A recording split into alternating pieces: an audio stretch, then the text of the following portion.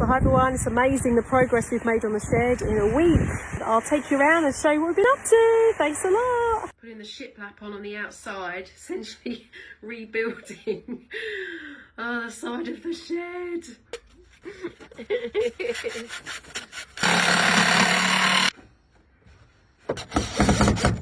Okay, the shiplap is on. We're going to quickly paint, make it waterproof because we think it's going to rain tonight. So yeah, nice colour, Norwegian blue.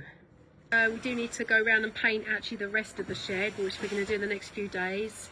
But some of the shiplap was actually shorter, so we've got to fix this as well. But we cleared all around the back of the shed here. Been sanding the outside a little bit. We're going to put some of that paint on as well to make it weatherproof for probably about next 12 years, I think, which is good. Well, so there's a lot of things obviously to clean and fix up still, but a lot of the mess is gone, which is great.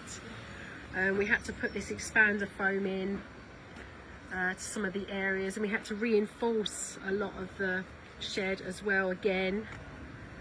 So yeah, that's where we are at the moment.